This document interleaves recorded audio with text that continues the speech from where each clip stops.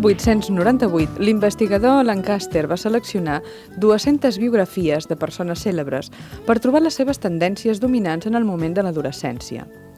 I van sortir aquestes coses: impulsos violents, emocions fortes però efímeres, fantasies d'èxit, desig de reformar la societat i afició a la soledat i l'extravagància. Cap dels joves a qui l'autor va dedicar la seva atenció va escapar en un moment o un altre a la temptació del suïcidi, que després van negar quan eren adults. L'americà Stanley Hall va ser un dels pioners a començar a estudiar l'adolescència des de l'any 1890. Va fer escola als Estats Units i l'any 1904 va publicar un llibre titulat La psicologia dels adolescents. Molts genis, com Wagner, Huxley o Hegel, van patir el fracàs escolar. El mateix Napoleó va quedar al número 42 de la seva promoció a l'escola militar. Darwin va ser un alumne sumament mediocre i el creador de la teoria de la relativitat, Albert Einstein, els seus professors el van acusar de dèbil mental. Aquestes dades no posen de manifest el fracàs dels genis, sinó el fracàs del sistema escolar que no el va saber acollir, que no va saber potenciar ni entendre la intel·ligència i la imaginació creativa. En la majoria dels casos cèlebres, el talent literari i artístic es manifesta abans dels 20 anys, encara que la família, l'escola o l'església lluiten contra la tendència general de l'ésser humà a la precocitat. Això és el que diuen els investigadors, però avui intentarem saber què és el que diuen els adolescents. Al llarg d'aquest programa intentarem trobar la solució.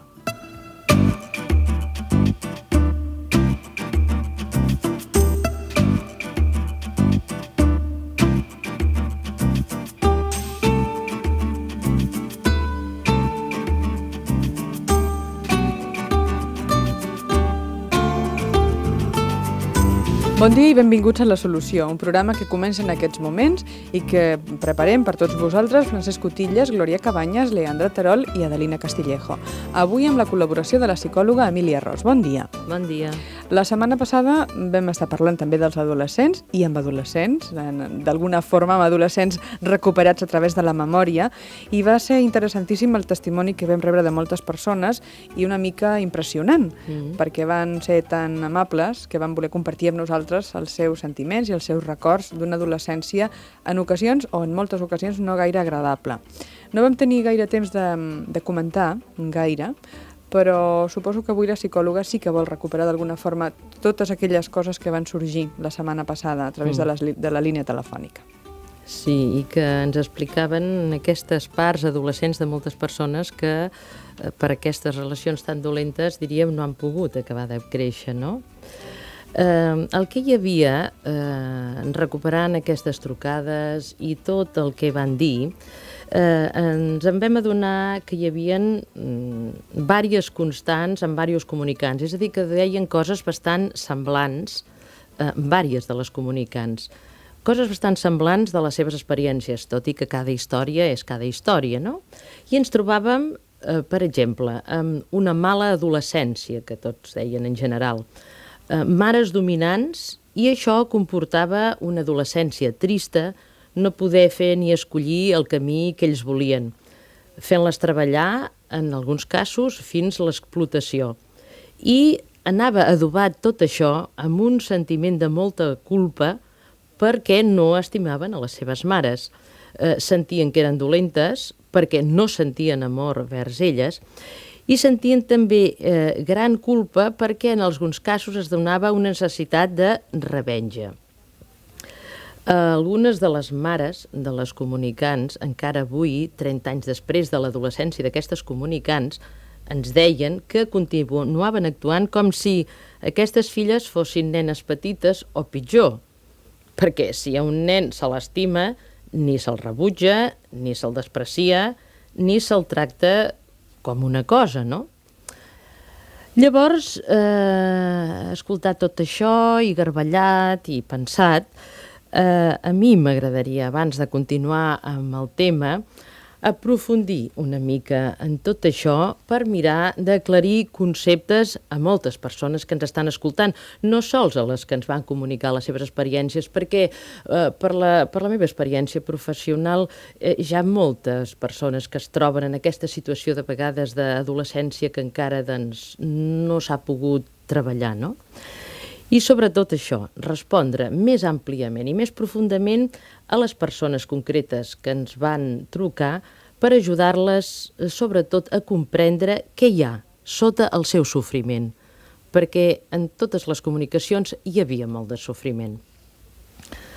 A veure, ho vulguem o no, ens agradi o no, estem contents perquè siguem creients devots o ens repugni perquè no seguim la religió oficial, hem nascut en un país occidental i de cultura i religió catòlica jueva. Què vol dir això? Vol dir que tots, absolutament tots, estem empapats del que aquesta cultura ha anat destil·lant a través dels segles. Cert o no, deformat o no, una de les constants d'aquesta cultura són, precisament, els manaments de la llei de Déu, que tothom sap que existeixen, encara que moltes persones no saben ni quan són ni quasi què manen. Ara, sí que tothom en sap quasi dos de segurs. El quart, que diu honoraràs pare i mare, i el sisè, que és allò que tots ho van ensenyar en castellà, no cometeràs acciones impures. De vegades, segons quines famílies, encara algunes n'han passat del sisè, mira el que et dic, però del quart manament, aquest honoraràs pare i mare, cap família n'hi ha passat i ha estat un dels mitjans per justificar en nom de Déu, encara que els pares no ho explicitessin, l'abús de poder, els sotmetiments i la cosificació dels fills. I a mi m'agradaria que ara les persones que m'estan escoltant em seguissin amb el raonament que anem a fer. Pensem una mica. Què és una llei? L'Enciclopèdia Catalana ens diu: és la norma jurídica de caràcter general i obligatori. La llei, diu, constitueix la font més important del dret en la major part de societats. I després diu, llei divina, llei que invoca a Déu com a autor o fonament. Molt bé. Per què és necessària una llei? La llei és necessària perquè ens està obligant a fer quelcom, el que sigui, sota pena sempre de càstigs. La presó, l'infern, el desamor, la vergonya.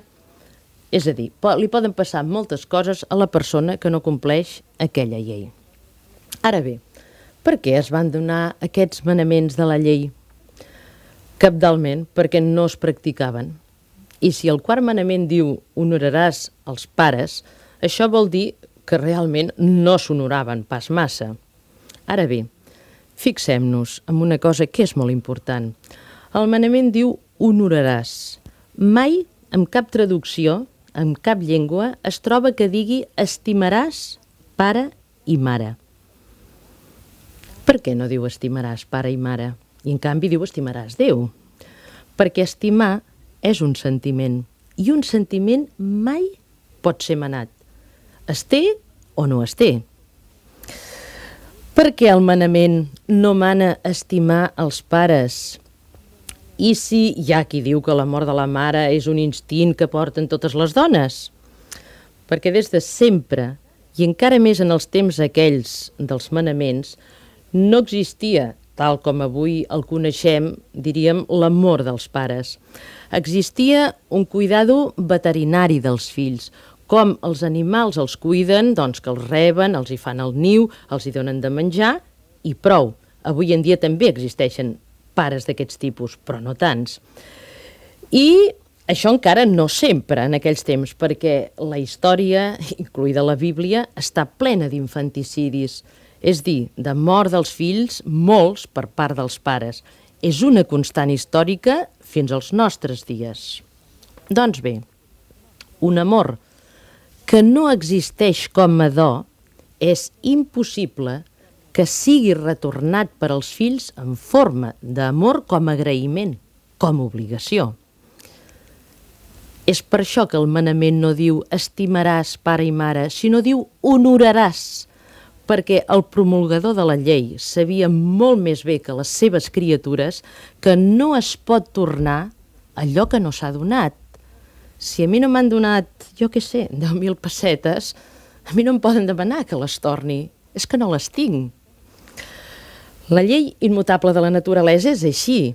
Es recull allò que s'ha sembrat. Però com es pot recollir en un camp el que no s'ha sembrat? Com molts pares i sobretot moltes mares volen recollir amor si no l'han donat.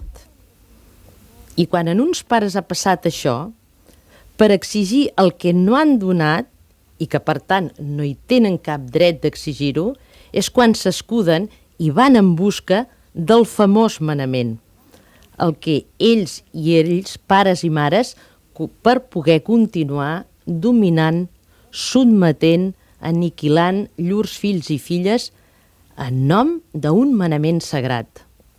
I posen com a garantia del seu egoisme, de la seva possessió, només res més que el Déu vertader.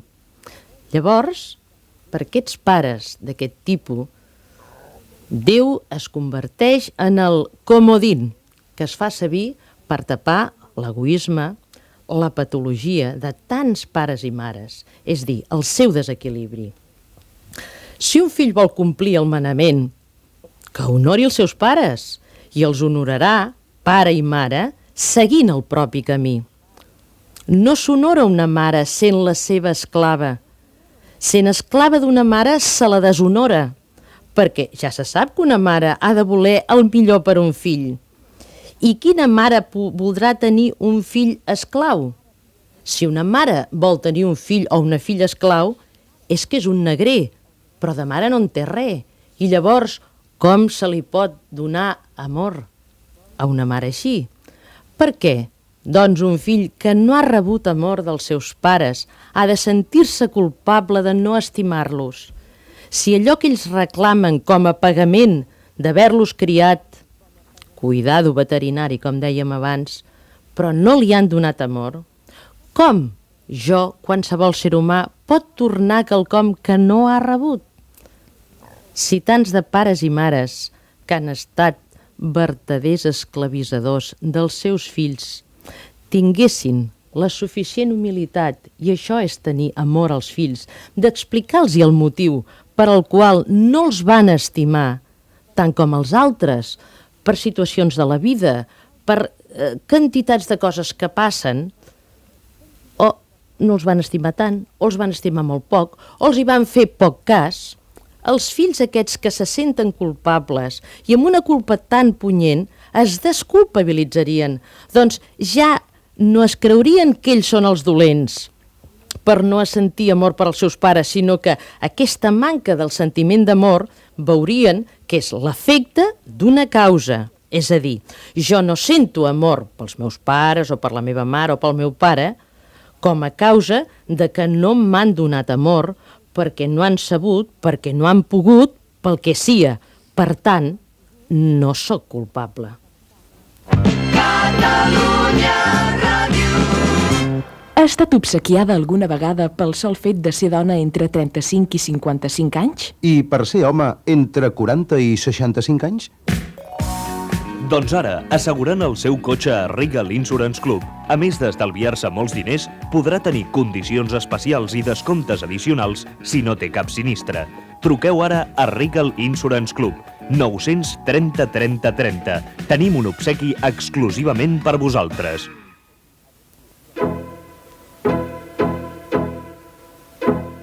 L'acció de Càritas depèn dels donatius que rep durant l'any.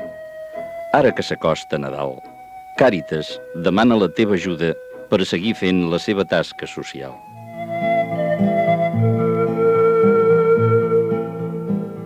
Si et preocupa que els qui tenen poc o res puguin tenir una vida més digna, recorda que amb el teu donatiu, a Càritas, ajudem a refer vides.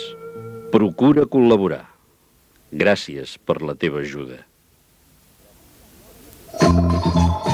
Ha arribat l'hora de tornar a les llars, les botigues. Per trobar varietats d'adornaments de Nadal, caixes, papers, cintes, cal que visiteu Comercial Bolsera. També per al rebellón de Cap d'Any. Tenim de tot a Comercial Bolsera, al carrer Xuclà 15 o al paral·lel 115. Comercial Bolsera, per ambientar millor les festes. Obert fins a les 9 del vespre.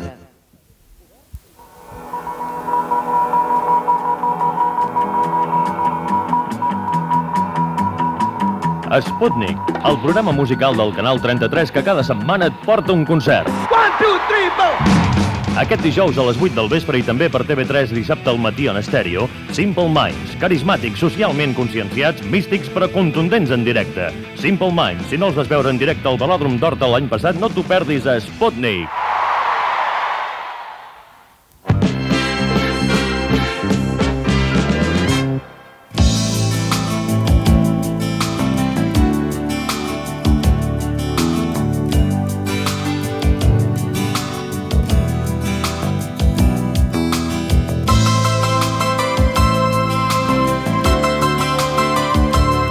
Ens agradaria també avui compartir amb vosaltres la conversa. Ens agradaria obrir les línies telefòniques, el 201-7474 i el 93 201 7474.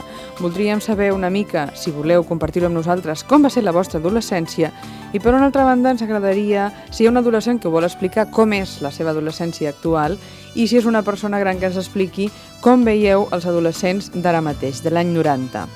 201-7474, amb el prefix 93 i ens truqueu des de qualsevol altre lloc que no sigui les comarques de Barcelona. Hi ha una primera trucada avui que arriba des de Girona. Bon dia, Girona. Bon dia. Com ho veu vostè, això de l'adolescència? Va viure una bona adolescència? No, molt trista. Soc víctima també d'aquestes persones que us han trucat i us han explicat. Però el que vull dir és que, per exemple, educar els fills penso que és la cosa més difícil que ens trobem a la vida.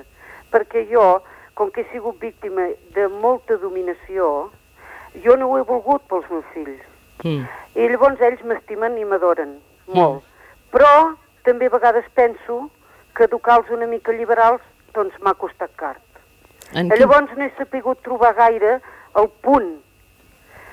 Sobretot amb aquest de la sexualitat jo ho he patit molt greument, i llavors amb ells els hi ha sigut molt liberal i també m'ha costat una mica car. Vull dir, no he sapigut trobar Però què vol dir? Què vol dir això de que li ha costat car? Quin és el preu que ha pagat? A veure, què és això? Bueno, pues una filla una mica, a la meva educació una mica desgarriada, ara no. Perdoni, senyora, quan diu desgarriada, què creu que vol dir? Home, miri que es va ajuntar amb una persona que li doblava l'edat, que va tenir fills, ara s'han separat, ara està molt ben casada, gràcies a Déu, estic molt contenta, però vull dir que això m'ha fet pensar molt, perquè com que a mi me varen dominar tant i jo no ho he volgut fer... Sí, ha quedat clar. Però vostè li ha permès fer una experiència en aquesta filla seva i seguir el camí que ella creia que havia de seguir, i això és bonic, i això és ser una mare que estima un fill. Bueno, doncs aquí ha sigut, però això també et fa pensar molt, et fa patir molt. Molt bé, ara li agrairia que ens expliqués, si vol, si té ganes, com veu vostè els adolescents actuals? Com pensa que viuen? Pensen que ho tenen fàcil, difícil, que són feliços, que no ho són?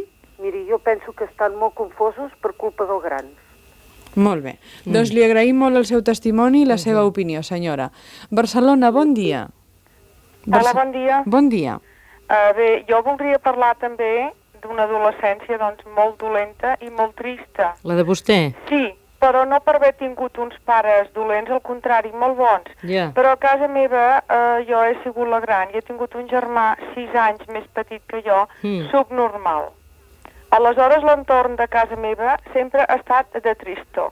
I particularment la meva mare no sabia, Déu l'hagi perdonada, no sabia, o sigui, dissimular. Semblava com que, per exemple, si cantaves, si estaves content en un dia en el qual ella estava molt trista, doncs era com a pecat. Sí. Aleshores jo vivia en una casa antiga en la qual no hi havia ascensor. Jo quan pujava i baixava les escales cantava contenta, però jo sabia que si volia que les coses em funcionessin dins a casa havia de fer el que el meu pare a vegades rient deia, nena, tira la persiana quan arribés a casa, perquè el meu pare ho sabia prendre amb més resignació, però la meva mare tenia molta paciència, l'ha tractat sempre molt bé, pobreta, el meu germà, però aquella pena, aquella cosa, semblava que fos un pecat fer broma, semblava que fos un pecat estar content, i esclar, a fora de casa, estava contentíssima i a dins de casa trista. Després deien que del col·legi era que era una nena tan intel·ligent, que jo havia donat molt als estudis i tot. Sí, esclar, a mi em passava una cosa, jo no sé si era intel·ligent. Jo sabia que quan em podia alliberar d'aquesta tristesa i tot les hores de casa, era tancant-me a la meva habitació estudiant. Ja. I aleshores a mi se'm disculpava de no podia anar a jugar perquè me feien portar el nen, perquè ella, pobreta, també treballava. Vull dir, jo també ho entenc, tot això, no? Però, esclar, això et marca. Aleshores, per exemple, havia d'anar a casa d'una amigueta a jugar. Em deia, em porta't el nen, que jo tinc feina. Esclar, en aquella casa, quan em veien entrar, la senyora de la casa, perdoneu l'expressió, posava cara de gos, perquè si la canalla dona molèsties, imagineu-vos un nen que no està bé del cap, el que et fa. Llavors a mi em tocava no jugar, només tancar-me a estudiar. Vull dir, va ser la meva adolescència doncs molt trista, tot i tenint uns pares boníssims, molt bons, però per aquesta cosa. I com valoraria vostè l'adolescència actual? Pensa que són feliços, que no ho són? Que Home, hi ha de tot, però jo també els veig que pobrets, doncs que també els veig molt, no sé com voleu que us digui, que no saben ben bé el que volen, que molts tenen molta cosa i estan tristos i tenen massa, i en veig d'altres que estan més contents que no tenen res, i en veig que també es desesperen perquè voldrien fer i no poden. Vull dir, en total, els pares poc preparats per poder-los donar una mà, i ells sembla que també fugen dels pares com qui fuig del dimoni, i de pares n'hi ha doncs, de bons, i pares doncs, no tan bons, i pares doncs, que en diríem en castellà del montón, de la pila, no?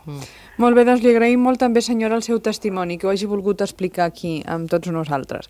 Seguim a Barcelona, bon dia. Miri, jo amb algunes coses no estic conforme, perquè la psicòloga ha dit que amb moltes mares, amb egoismes, hi pot haver-n'hi, però abans se'ns criaven d'una altra manera. Jo no sé si ha sigut millor o pitjor, però jo vaig tenir una infància i una adolescència, principalment l'adolescència, que era amb la guerra, bombardejos, jo era la que em cuidava de portar el menjar a casa eren 8 persones, cada any se'n moria un, els meus pares eren molt rectes, el meu pare era magistrat i era un senyor que era molt dictador. Jo estic encantada dels meus pares, només tinc que alabar-los, perquè no he sigut cap persona que he tingut complexes de falta de carinyo ni res. Comprenia que ells en aquella època havien d'estar així perquè, esclar, anàvem feltes pel carrer buscant menjar i ens havia de tractar una mica amb rectitud. Ara se'ls dona tots els gustos, perquè jo tinc fills que són estupendos, però ja crien els fills d'una altra manera.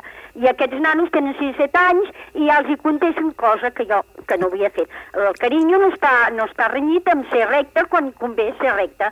I ara inclús amb els pares ja es veu que els tanquen a les residències, cosa que els meus pares els vam adorar i els vam tenir a casa i escolti, i ara què?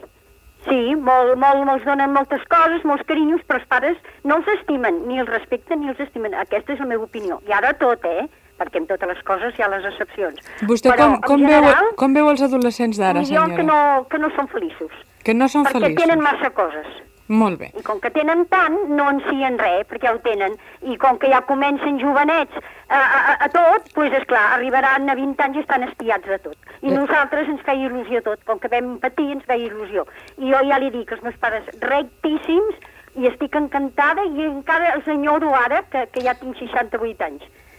Molt bé, doncs li agraïm molt el seu testimoni, senyora. Una última trucada a Barcelona, bon dia. Hola, bon dia. Ets una noia jove?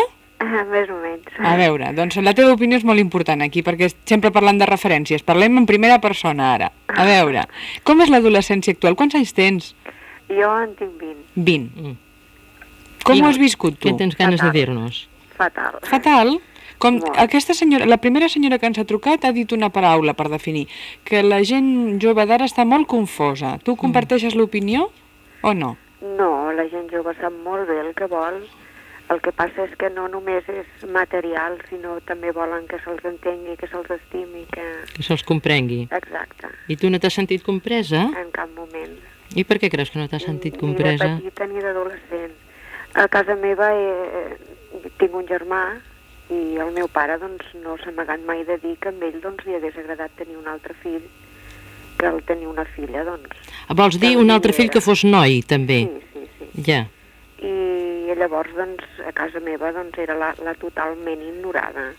Jo traia bones notes a casa, a l'escola, i bé, passaven de tot. Però el meu germà, com que suspenia, aquell any que havia provat doncs, la bicicleta, després quan va tenir 18 anys el cotxe, treut el carnet, la primera feina que va tenir, el primer sou, que era baixíssim, doncs de seguida treut el cotxe perquè el necessitaràs. En canvi a mi doncs totalment ignorada, no els importava el que feia, no els importava si treia o no bones notes, i llavors això em va portar a un intent de suïcidi als 11 anys. Als 11, què va passar? Jo en aquell moment no sabia per què ho feia, més aviat estava avorrida i cansada. Ara ho has entès més, no? I ara entenc que volia cridar l'atenció, que m'estimessin, que estiguessin per mi, però l'únic que van intentar era tancar-me en un internat i oblidar-se'n de mi totalment. I la teva mare? La meva mare sempre ha dit que ella havia de viure amb el meu pare i que m'entenia molt bé, però que ella no podia fer res. I bé. No la vas sentir, doncs, tampoc al seu costat? No, només vaig tenir al meu costat el meu avi. Pare de qui? De la meva mare. I es va morir molt aviat i em vaig quedar molt sola. Estàs vivint a casa dels teus pares encara o vius sola? No. Tinc família. Estic casada i tinc una filla i estic molt contenta. Molt feliç, i des que he marxat de casa que sóc una altra. És que la teva ha estat una adolescència breu, a més, perquè has hagut de madurar ràpid, no? Molt. Jo als 11 anys ja vaig sortir de casa intentant buscar carinyo per allà on fos, sortint amb nois, i finalment doncs vaig trobar el que necessitava, una persona que m'ha entès molt, que m'estima moltíssim, i una filla doncs que l'adoro i que segur que no tindrà mai el que vaig tenir jo. I m'agradaria molt tenir moltes filles, vull dir, que no estiguessin discriminades les dones per fet de ser nenes. Sí. Quants anys té la teva nena? Un any. Un any. Escolta una cosa, i tu creus que la teva situació, evidentment la teva situació específica no, perquè és difícil reproduir circumstàncies de familiars i socials, però penses que li passa a molta gent, molts nois i moltes noies, pensa que hi ha aquesta barrera o aquesta falta de comprensió o d'atenció per part dels pares cap als adolescents? Jo crec que sí, jo crec que hi ha molts pares que tant se'ls en fa als fills, vull dir que s'amoïnen per la seva feina, que l'únic que tenen, el problema que tenen és la seva feina, el seu món, i ja està, vull dir, pares que no han canviat mai un bolquer al seu fill, que no s'han preocupat per si estan malalts, si tenen febre, és igual, vull dir, tant els hi és, vull dir, hi ha molts pares així. Ara, potser també estia com el meu, potser no, jo m'he sentit molt sola, no conec a ningú que hagi passat una cosa com la meva. Vull dir, el meu pare no és que em maltractés ni que em pegués, simplement m'ignorava, no existia.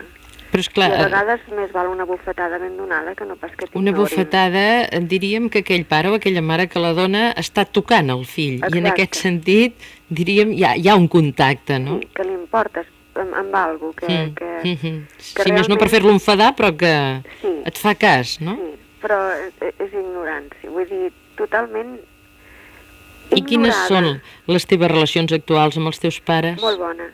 D'ençà que m'he casat, molt bones. Vull dir, sembla que tot estigui oblidat, ningú se'n recorda de res, però jo me'n recordo molt. El que passa és que està molt present en la teva vida pel que ens estàs dient. Sé que són grans i no molt grans, quants anys tenen els teus pares en aquest moment? Doncs el meu pare en té 60, la meva mare en té 10 menys que ell, que això també va marcar molt. Perquè, però clar, no són uns pares molt grans, aquests pares. Però vull dir que per explicar-los i per dir-los i per tirar-los en cara el que han fet amb mi... No, més que tirar en cara, potser seria molt important i aniria molt bé poder tenir una conversa on tu exposessis i expliquessis el teu sofriment ara des d'adulta i poder-los passar una mica la pel·lícula i que entenguessin coses que potser en aquell moment no van entendre. Què en trauria? Home, potser la teva tranquil·litat, no? A vegades penso allò que no pots dormir pensant i rumiant i penses que els hi diràs, però després els veus i penses, va, tira, sí, però de vegades ara no en trauré res. Quan hi ha hagut actuacions d'aquest tipus, també els pares se senten malament i no gosen dir les coses, i de vegades va molt bé parlar-ne d'aquestes coses, cura molt el posar paraules al sofriment del qui sigui, i molts pares que pel que sigui, perquè en aquell moment no veien les coses, han pogut dir, doncs, és veritat, vam actuar malament, perdona'ns, no t'ho podem ara restituir, però això és molt consolador i molt bo, no sols bo per tu, sinó bo per ells. Doncs t'agraïm molt que hagis volgut estar amb nosaltres una estona. Molt bé. Gràcies per la teva companyia. A vosaltres. De totes maneres, m'agradaria potser fer esment de la mare d'aquesta noia, que segurament s'ho va passar molt malament també, no?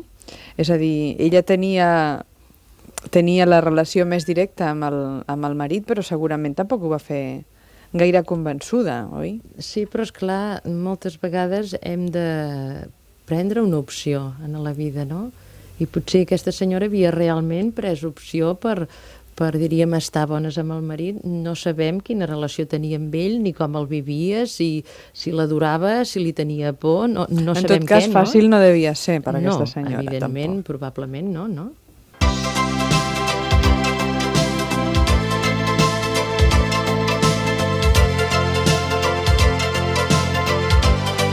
Estem parlant de l'adolescència amb la psicòloga Emília Ros. Estem parlant també amb els nostres oients que ens estan explicant els testimonis, des del record o des del moment present. Realment els adolescents necessiten ser diferents, busquen ser diferents. Sí, i això és el que de vegades molts pares d'adolescents no entenen. I penso que és important que ho sàpiguen i que ho pensin. L'adolescent, a veure, si ell continués sent, diríem, un calco del seu pare o de la seva mare, no és ningú, és com un mirall, però busca la seva personalitat i per buscar-la, ell ha de ser absolutament diferent. Llavors, diríem que per buscar aquesta diferència, moltes vegades se'n va a l'altra punta, però aquest precisament és un dels aspectes essencials de la crisi. I això, aquesta diferència, la manifesta de maneres que ens poden semblar tontes, però que és l'única que saben quan ells ho són, no? No ho sé, amb la manera que es comporten, amb la manera que parlen, de la manera com escriuen, de la manera com es vesteixen. És a dir, l'adolescent, a veure, se sent diferent i vol ser diferent de tots els adults que els envolten. En canvi, per contraposició, a l'adolescent li passa una cosa molt curiosa, és que vol ser absolutament igual que els seus companys. No es vol diferenciar per res d'ells. Van vestits igual, diuen les mateixes coses, escolten els mateixos casets, etc. Diríem, és una excentricitat en aquest conformisme, però hi ha aquesta necessitat, diríem, de prendre aquesta distància de l'adult que fins a llavors hi han estat ben enganxats. Però això és una cosa bona en aquesta búsqueda del que ells volen ser. També tenen la necessitat de cridar l'atenció i això, no? És, diríem, escandalitzar per escandalitzar. I volen ser, i parlen de maneres diferents, i escriuen de maneres diferents, i fixem-nos que cada adolescència, si ens en recordem de la nostra, té el seu llenguatge, el seu argot, el seu vocabulari, es diuen paraules rares, es fan girs rebuscats, inclús la necessitat de parlar groller, de vegades fins l'obscenitat. I això és el que per ell li senyala la distància respecte de la família. Això és molt important. Pel que fa a l'escriptura també hi ha un trencament molt fort, oi que sí? Hi ha un moment en què ho vol canviar-ho tot i vol escriure diferent, llavors copia la lletra de gent que admira i de vegades fa trets desmesurats, complicats, pals enormes, unes barres de la T que no s'acaben mai o unes lletres molt menudes. No sé, si algun dels que m'estan escoltant escrivien el seu diari d'adolescents i encara el guarden, que vagin i se'l tornin a mirar i somriurem de veure doncs, aquelles lletres que fèiem, aquelles firmes que s'assagen i es volen fer complicades. Bé, en fi. La història de la firma és tota una història, oi que sí? Ui. Ha passat tothom per aquí. Sí, tothom. Tothom ha passat per la firma. Primer copiant, assajant-la, i realment és que la firma és com un signe del nostre jo que l'hem de rodejar d'aquesta mena, diríem, de marc, no?, de respecte. D'alguna forma podríem dir que tot això que ens expliques està com una mica esborrat tot aquest pas, no?, de la infantesa a l'adultesa, que els adolescents aquí estan una mica esborrats. I, per exemple, a cultures primitives doncs, hi ha uns rites absolutament estipulats de l'adolescència. Hi ha algun paral·lelisme o no? O realment estem tan lluny d'aquests rites? No, aquí no n'hi ha gaires. On es veu això més i s'experimenta més és quan hi ha les pandilles d'adolescents, les bandes delinqüents, que allà sí que hi ha tota una sèrie de rituals per entrar-hi i que ens recorden aquests rituals. Uns rites de pas, però ja més amunt podríem dir que seria el servei militar en els nois, però bueno, d'això ja en parlarem un dia més extensament, no? Hem parlat una mica de la cosa externa o de la cosa fins i tot de sentiments, d'emocions, però a l'aspecte intel·lectual també suposo que caldria parlar una mica de què és l'adolescència. Sí, perquè, a veure, de vegades l'adolescent encara se'l tracta com una mica un nen petit, no? I capdalment, en aquesta època ja, 15-16 anys, és el moment en què la intel·ligència i el pensament abstracte arriben al seu punt màxim. L'adolescent sobrepassa amb el pensament les situacions viscudes i actuals. És a dir, com el nen només viu el dia, l'adolescent ja no. Es pot evadir de la realitat i arriba a capir el que pot ser possible, les coses abstractes, el passat, el pervindre. I, a més, això li permet especular, com tots fan, en filosofia, en política, en sociologia, en estètica, en ciència. Ara bé, pel seu coeficient intel·lectual és igual que l'adult, però l'única diferència és que no té experiència. I en aquest aspecte és igual que l'adult. I ell es considera com un tal, i per això jutja, critica. Tots els adolescents hem redactat plans per reformar la societat i, sobretot, li agrada molt discutir les coses i discutir amb els adults. És clar que això accentua les contradiccions dels adolescents perquè l'adult el continua posant sempre en aquesta posició d'adolescent. No? De totes maneres, esclar, tot això s'ha de passar, vull dir que és important aquesta transformació. Sí, s'ha de passar. I si no es passa, el que succeeix és que s'arrossega tota la vida. Com dèiem l'altre dia, que hi ha adolescents de 80 anys, poden haver-hi, Perquè passa això, no?, que aquesta efervescència intel·lectual i imaginativa és molt intensa. I el que hem de pensar és una cosa, que la crisi de l'adolescència existeix, és real, és el que és. I llavors l'adolescent ja no viu en el present com un nen, reflexiona sobre totes les coses i sobretot, i això és el que no saben els adults, i els adolescents que m'escolten m'entendran, ell es pensa a si mateix.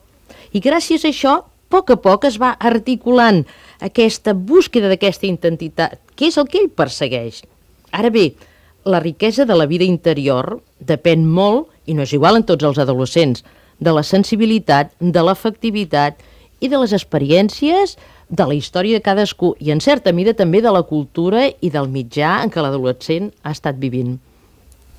Catalunya Ràdio. El Nadal a millor preu t'espera a Simago. Escolta. Mantega Àries, amb sal o sense, 170 grams, 175 pessetes. Nescafé natural, 200 grams, 495. Vinagre Criança Campoviejo, ampolla de 3 quarts, 229. Ja ho saps, el Nadal al millor preu és a Simago. Felicitats. Simago, la teva millor compra. T'imagines el Palau Sant Jordi glaçat? Divendres 14 de desembre, el Palau Sant Jordi es converteix per primer cop en un palau de gel. El Torneig Mundial de Campions de Patinatge sobre Gel reuneix a Barcelona els millors patinadors del món. 100 medalles olímpiques juntes per primera vegada en una pista de gel, a la pista de gel del Palau Sant Jordi. Compra les teves localitats a les oficines de la Caixa de Catalunya. No et perdis un espectacle que et deixarà glaçat. No té 16 vàlvules, ni so digital, no és programable, tampoc té connexió via satèl·lit, però en canvi connecta amb tu, no contamina, té altes definicions, crea hàbit, exercita la vista i el cervell, és personal i compartible. El llibre, un bon regal, el llibreter t'aconsellarà.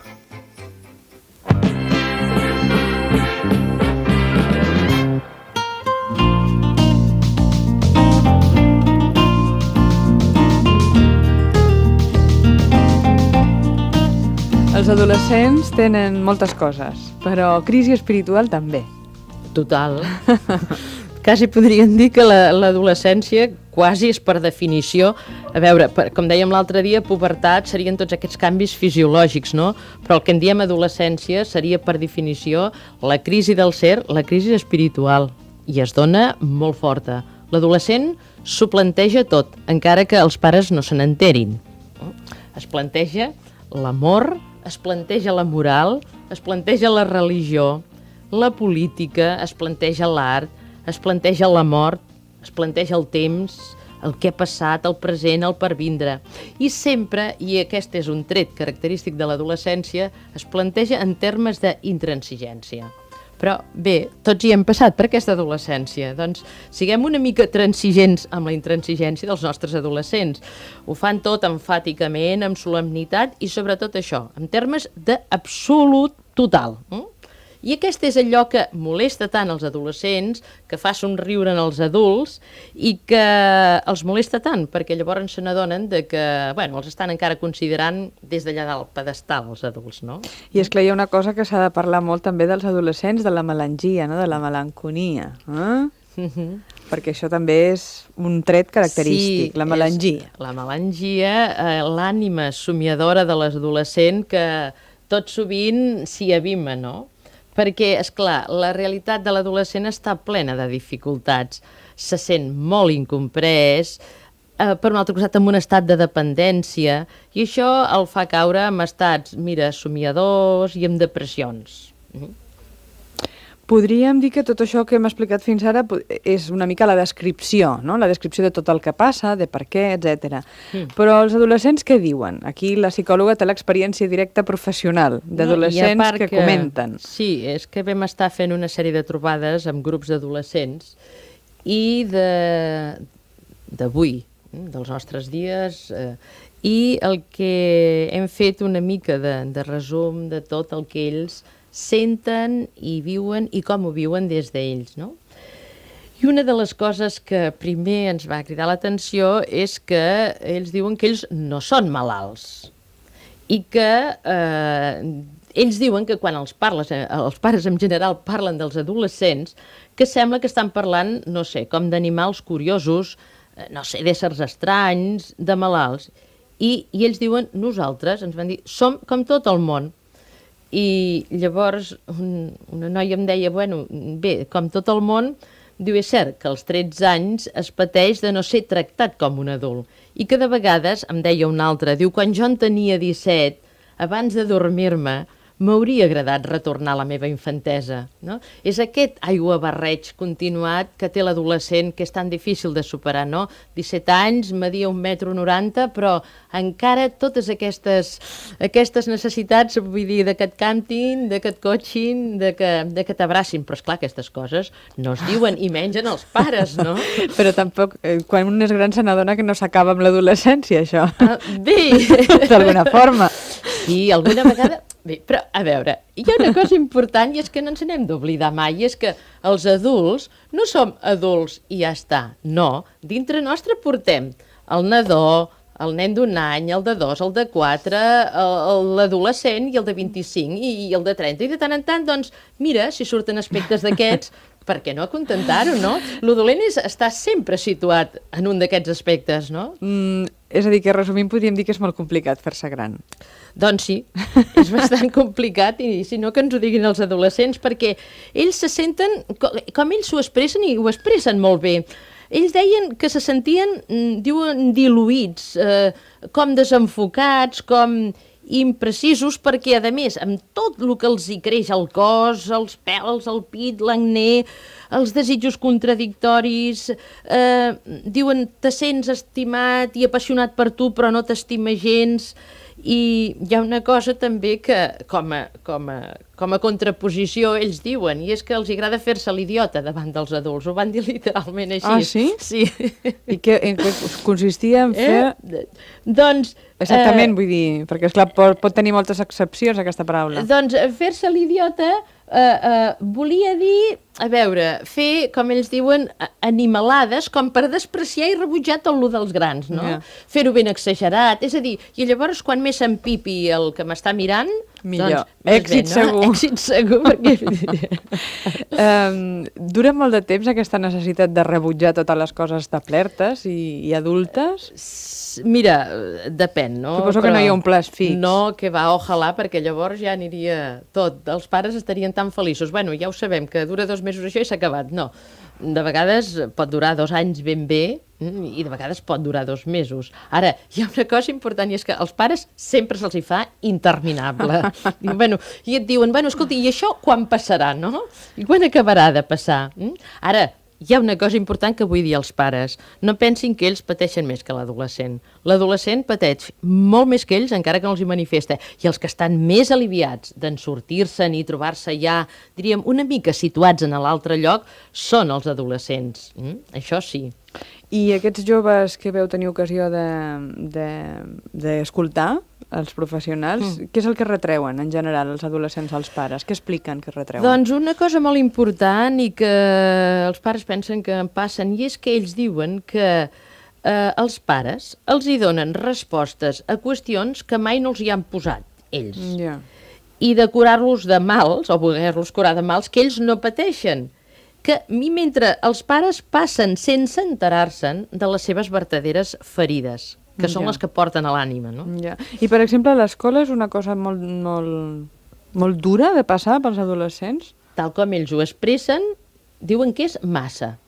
Sí, és dur. Duríssima. Diuen que és tots els masses. Massa pesada, massa obligatòria, masses hores, massa feina, i massa mal repartit. I una cosa que es queixen i és molt curiosa és, diríem, a veure, de la poca atenció humana dels seus professors.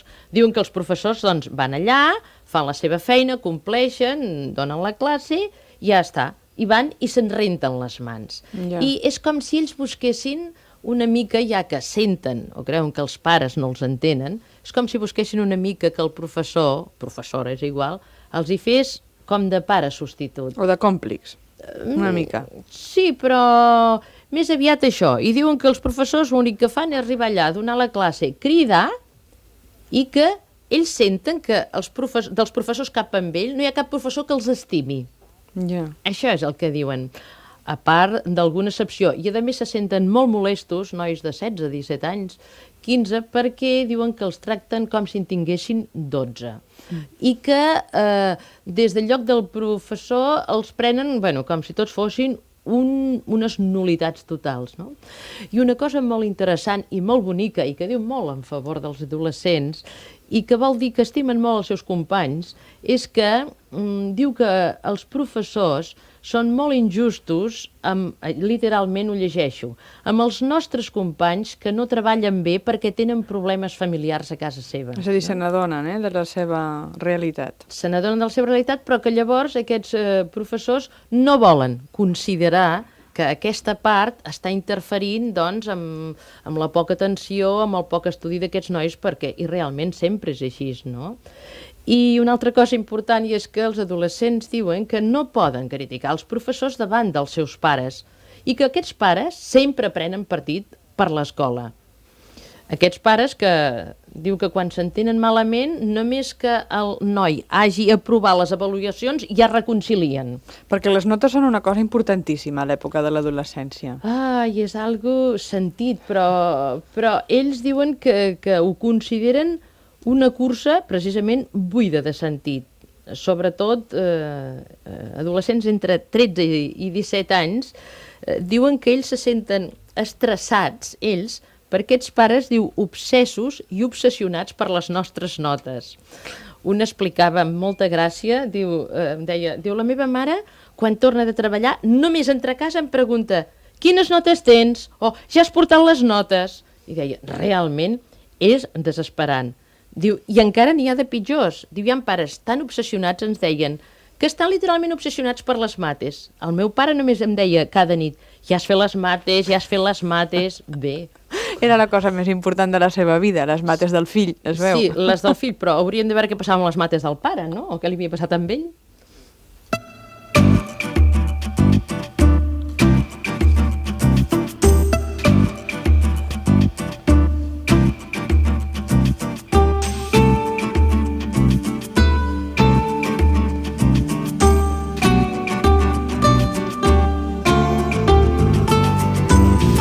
L'adolescència encara no s'ha acabat, evidentment. Hi ha moltes coses a comentar i ho farem la setmana pròxima amb la psicòloga Emília Ros. Ens agradaria que els adolescents que ara estan escoltant recollissin tota aquesta història de les notes que d'alguna forma estàvem comentant, perquè si volen, la setmana que ve ens expliquin la seva visió d'aquesta tortura mensual de les notes als instituts. Gràcies, Emília Ros, per la companyia i per les explicacions. Fins la setmana pròxima. Bon dia. Gràcies a tots vosaltres per la vostra companyia i fins demà a la 1:01 després de les notícies. Tornarem a oferir-vos una altra sessió de La Solució.